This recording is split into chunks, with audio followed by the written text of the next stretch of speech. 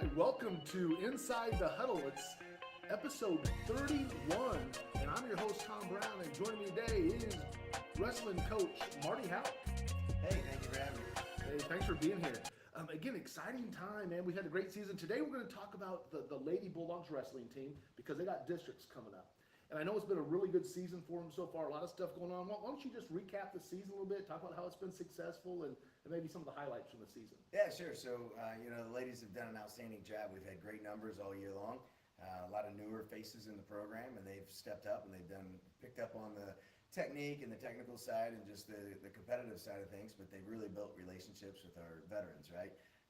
And so they've seen the hard work and they've seen that and they've gotten to experience great things. Like your son had a great moment last night, right? Super exciting for the community, for the town, especially for him and you as a family. But, we've had some of those similar moments. Ella Christopher hit her 100th win last week. The girls, they've placed in every tournament. They've taken top 3 in every tournament that we've been in. A lot of times it's first or second. And then they finished the dual season 10-2. Which is phenomenal. So they've had 85 wins. This is the 6th year of women's wrestling here at Rolla, and we've had 85 wins. That's super impressive. Just on that, just in quick 6 years to have that many wins. And so the girls have done well. We're excited about this week. Just the opportunity to compete. That's what we're looking for. Just the opportunity. That's great. Yeah. Again, having that success over the years. Again, like I said, only 6 seasons. Putting it in there, and each season builds upon the other. And I like how you talked about. We talked beforehand about the veterans coming back and that connection, that giving back, giving the younger athletes someone to look up to, build on, and man, what a great way to actually build a program. Oh, definitely. And you look at some of the pioneers of the women's program, right? You look at, Hannah and Maya, and you can go down the list, and then you go just even to last year where you got, the Gracies and Heimball, and you've got, those athletes that came in and they're still talked about, right? And I always tell kids that their legacy, they don't get to determine their legacy. It's the stories afterwards, and it's the relationships through that, and it's the stories that the coaches have and their teammates, right? And fortunately for us, our women have done a phenomenal job. We've got some great legacy pieces, right? They're still talking about Heimball at state last year and all of the things that she did, and they're still talking about the Gracies, and it goes all the way back to even Maya. Maya Birkin was a first-year senior wrestler who is first all-conference champion, right? First conference champion that we had. She also qualified for state her first year ever wrestling in her senior year. And so the kids still talk about that, right? That's a phenomenal legacy, and she's a great human who's doing great things in college right now. So that's excellent. Great to hear on that one. So we got the girls. So in girls, there's 2 classes in girls wrestling, right? And then we're in District 3, and that's going to be this coming Friday and Saturday, right? Yep. And now that's going to be up in Belton in South Kansas City. Don't even get me going on that. Yeah. Holy cow. So we've got 2 nationally ranked teams with Nixa and Lebanon that are there that are ranked in the nation, not just in the state, right? Like they're phenomenal programs. And so when you look at how many teams are there, right? I mean, it's not like a guy's baseball or football district or basketball district, right? It's substantially more. And you're looking to be the top 4 athlete. You got to be the top 4 in that tournament to get out and to get a chance to compete at state. And so, when you're looking at a 21-man bracket and you got to be the top 4 in it, that's pretty tough, especially when you're seeing some of the best in the nation.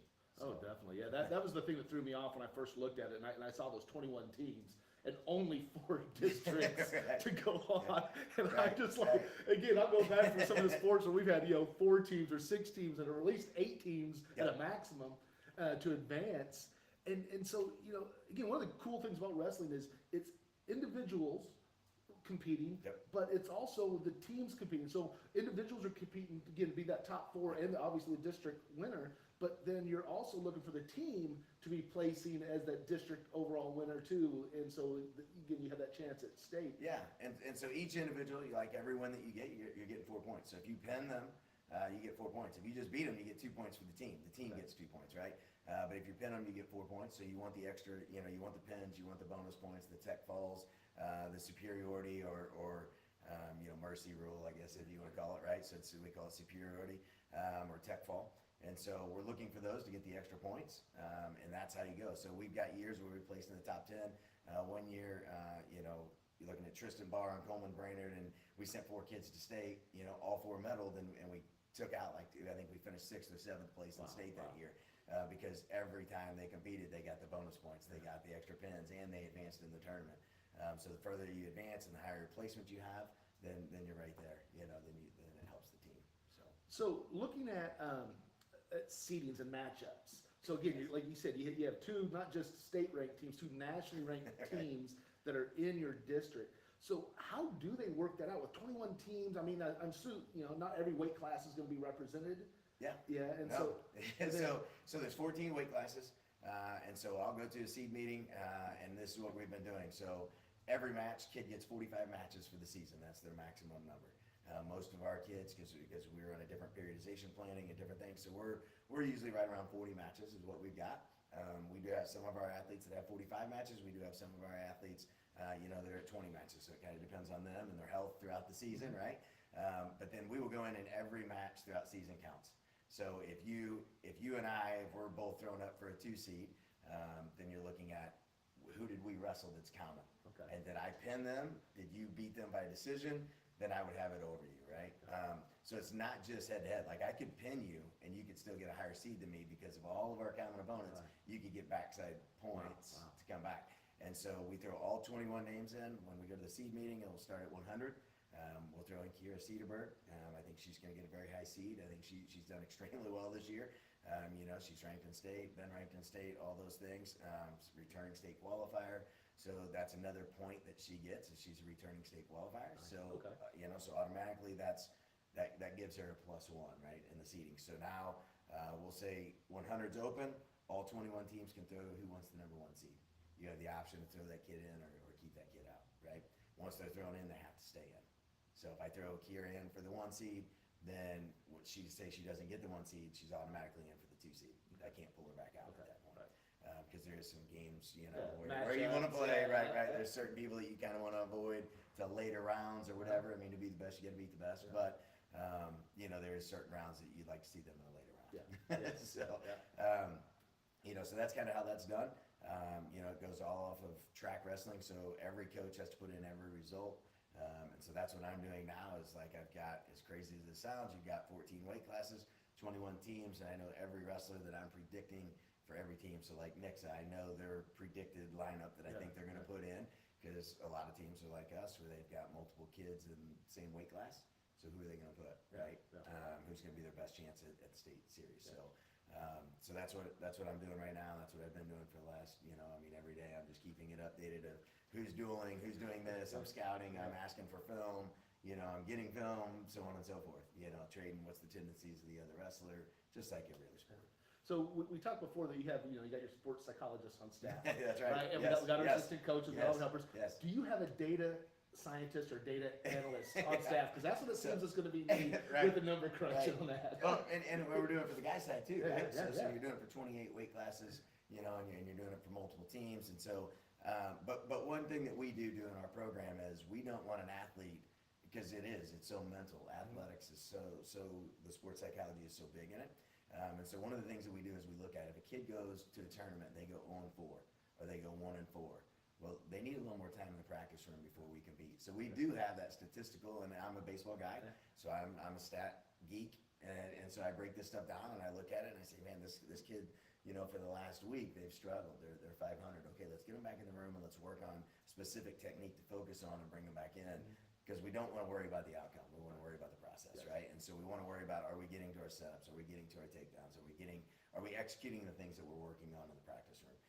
You know, and that's been our big driving force. You know, like we do a lot of breathing. We do a lot of neuro training, opening up the breathing techniques and stuff like that, just to calm the anxiety and the nerves and the heart rate down so they can process quickly. And so yeah, we do a lot of that stuff. But yes, we do have a lot of statistical, you know, being a baseball coach, I'm definitely breaking that stuff down. Like, I'm gonna say it's a fun time of year for me. Yeah, I was gonna say, provide a lot of excitement. So again, we got it set up, we got, matchups are not final yet? Nope. So you'll know like when you I get will, there, or what? no, so we will seed, I go up Thursday night. Okay. We will seed Thursday night, and then Friday, they won't actually be final until weigh-ins, because if a kid misses, if a kid misses weigh-ins, or if they don't pass skin check, so we get, you know, a lot of people don't think about that. Yeah, I was gonna say, you got ringworm, you got, you know, I've had kids pulled in the past because they had a pimple, but it was red, it wasn't, you know, and so that could be staph, it could be ringworm, it could be a start of something else. And so we will have a doctor on site, so the doctor, you know, will determine. I can't petition against that. If the doctor pulls a kid, they're the doctor, right? And so I have unfortunately had that. We had it at state one year where we had a kid pulled the second day. They made it through the first day and in the driver's seat to get a state medal, and got pulled the next day because they had a red spot on the back of their calf, you know, and those things you never forget. You know? So, but yeah, so we won't know the official. I mean, I'll have a great idea coming in Thursday night of the brackets, because most of those are pretty much set in stone. Then it's just a matter of making weight and those things. So, All right, well, exciting time.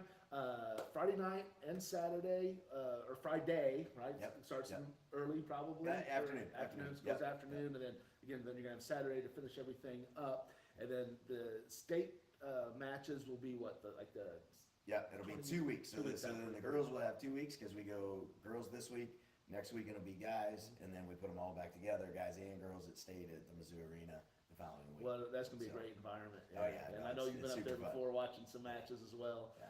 So, all right, well, so again, we'll be back next week. We'll recap the girls, and how they did at districts, and then we'll preview the boys' upcoming districts match. So thanks a lot, Coach Hauck. Appreciate you joining us.